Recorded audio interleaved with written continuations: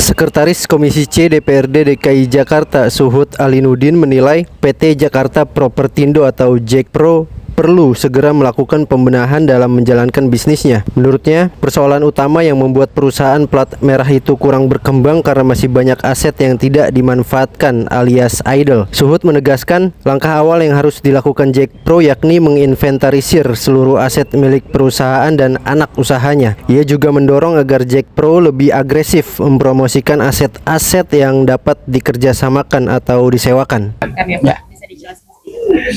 Ya, hari ini pertemuan Komisi C dengan Jakpro beserta anak usahanya ya. Nah, dari pembahasan tadi kita bisa melihat atau menyimpulkan secara jelas ya bahwa memang masih perlu banyak perbaikan di Jakpro. Ya, baik di Jakpro sendiri sebagai holding dan juga di anak usaha.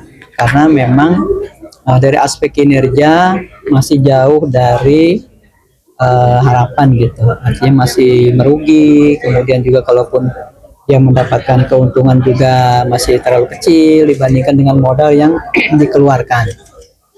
Itu yang pertama yang menjadi concern kita. Artinya Jakpro perlu terus membenahi usahanya.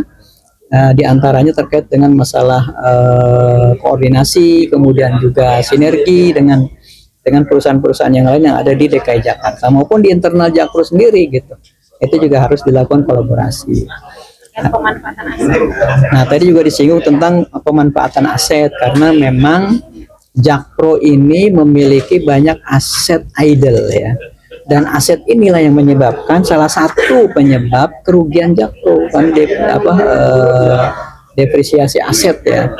Jadi itulah yang menyebabkan kerugian. Nah, oleh karena itu perlu pertama inventarisasi aset ya. Aset mana saja yang dimiliki, berapa jumlahnya, kemudian juga bagaimana pemanfaatannya gitu, optimalisasinya.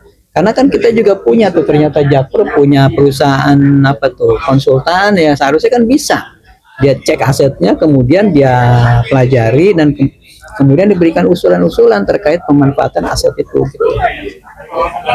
Download Tribun X sekarang, menghadirkan lokal menjadi Indonesia.